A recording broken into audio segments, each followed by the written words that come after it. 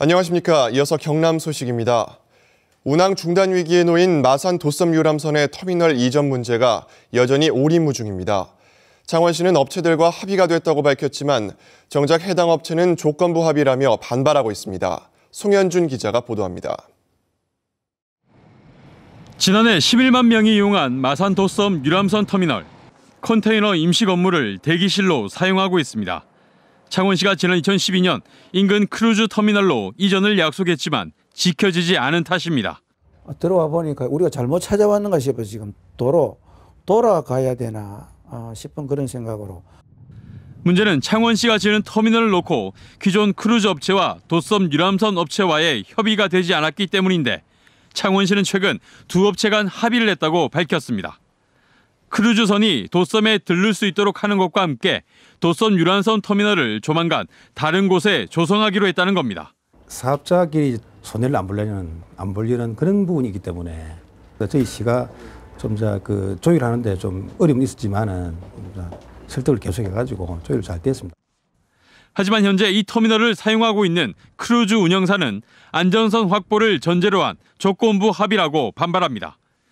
현재 접안 시설에 크루즈선과 유람선이 동시에 접안하면 사고가 날 위험이 있다며 전문가가 조사한 뒤 안전하다고 검증돼야 한다는 겁니다. 창원시가 터미널 이전이라는 약속을 제대로 지키지 못하고 있는 데다 합의 내용마저 반발이 나오면서 행정 신뢰가 추락하고 있습니다. KBS 뉴스 송현준입니다. 지난해 경남의 인구는 5,100명 정도가 늘었습니다. 그런데 20대 젊은 층은 2010년 이후 연속해서 수천 명씩 줄어들고 있습니다. 교육과 직장 문제 때문인데 이에 대한 정책 마련이 필요합니다. 보도에 손원혁 기자입니다. 올해 대학을 졸업하고 아르바이트를 하고 있는 27살 김현호 씨. 직장을 구하기 위해 서울로 갈 예정입니다. 기회가 많은 서울로 가서 조금씩이라도 이렇게 해서 경력을 쌓아가지고 지방으로 내려와서 이제 경력직을 구하는 그런 곳이나. 지난해 경남을 떠난 20대는 모두 5,300여 명. 20대 전반만 보면 전국에서 가장 많은 유출입니다. 교육과 구직 등의 이유로 경남을 떠나는 겁니다. 30대 유입이 많은 것은 그나마 위안입니다. 사실상 전국에서 두 번째로 3,700여 명이 경남에 왔습니다. 서울에서 일하던 36살 천영근 씨도 발령을 받아 3년 전 가족과 창원으로 와 정착했습니다. 집값과 출퇴근 거리 등을 고려할 경우 지내기가 경남이 낫다고 말합니다. 회사에서 떨어진 강북 쪽에 집을 구했었고요. 서울에서는 출근하는 데만 1시간 이상씩 걸리고 그랬었거든요. 그런 면들은 되게 좋고요. 하지만 30대 전입은 20대 전출에는 크게 못 미칩니다. 많게는 4천여 명, 평균 1,900여 명이 경남을 떠나면서 지난 2010년부터 매년 20, 30대 인구가 줄었습니다. 젊은 층이 감수하고 있는 겁니다.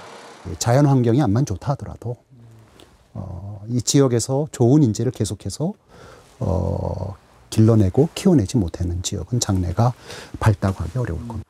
지역 인재가 수도권에서 교육받고 돌아오길 기대하는 것보다 양질의 고등교육 강화와 청년 일자리 확대 등의 맞춤형 정책 마련이 필요합니다.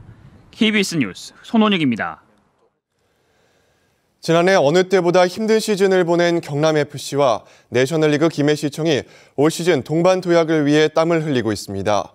양 팀의 남해 전지훈련 소식을 김대진 기자가 전해드립니다. 찬 비바람이 몰아치는 구전 날씨에도 전지훈련장의 열기는 뜨겁습니다.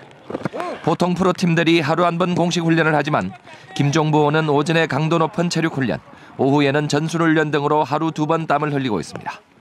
지난해 20경기 동안 승리를 거두지 못하다가 후반기 6승 1무의 대반전을 이루어낸 김해시청 역시 올 시즌 각오는 남다릅니다.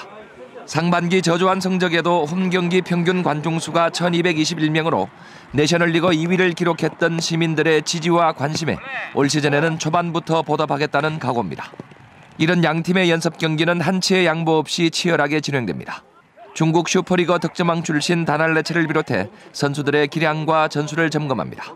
백이종과 이상엽 등 대여급 영입 선수들과 조직력을 이끌어내는 것이 과제입니다. 선수들이 하려고 하는 의지가 지금 훈련 중에서도 상당히 강하게 보이고 또 그런 화이팅이 넘치기 때문에 작년 이상으로 국가대표 출신 정성훈을 비롯해 김재환 등 공격을 봉황한 김해시청은 수비 조직력이 4강 진입에 관건입니다. 아주 노련한 친구들이 많이 들어왔습니다. 공격 쪽에서는 아무 문제가 없는데 조금 수비적인 불안이 좀 있어서 그것만 좀 한다면 아마 우리도 4강권에 들지 않나 그렇게 생각을 하고 있습니다. 남해에서 전지훈련을 마무리한 두 팀은 설 이후 마지막 담금질에 들어갑니다. KBS 뉴스 김대진입니다.